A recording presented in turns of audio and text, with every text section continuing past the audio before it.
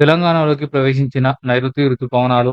రాష్ట్రంలోని నాగర్ కర్నూల్, గద్వాల్, నల్గొండలో నైరుతి రుతుపవనాలు ప్రవేశించాయి. అనుకున్న సమయం కంటే వారం ముందే రుతుపవనాలు తాకాయి. అక్కడక్కడ ఉరుములు, మెరుపులతో కూడిన ఓ మోస్తరు వర్షాలు పడే అవకాశం ఉందని అధికారులు చెబుతున్నారు. ఈ ఏడాది మొదటి నుంచి వర్షాలు పడే అవకాశం ఉందని వాతావరణ శాఖ అధికారులు పేర్కొంటున్నారు. దక్షిణ, మధ్య తెలంగాణలో భారీ వర్షాలు ఉండే అవకాశాలున్నాయి.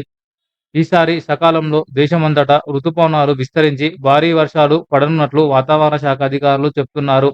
గత ఏడాది వర్షాలు లేక రైతులు తీవ్ర ఇబ్బందులు పడి పంటలను కోల్పోయారు. ఈ సంవత్సరం జూన్ నెల నుంచి సెప్టెంబర్ మధ్య వర్షపాతం నమోదు సాధారణంగా ఉంటుందని ఐఎండీ తెలిపింది. ఈ ఏడాది రాష్ట్రంలో తీవ్రమైన ఎండల వేడితో ప్రజలు తీవ్ర ఇబ్బందులు పడ్డారు. కొన్ని ప్రాంతాలలో 50 డిగ్రీలకు దగ్గరలో కూడా ఉష్ణోగ్రతలు నమోదయ్యాయి. నైరుతి రుతుపవనాలు రాష్ట్రం ప్రవేశించడంతో ఎండవేడిమి నుంచి ఉపశమనం లభిస్తుందని ప్రజలు భావిస్తున్నారు.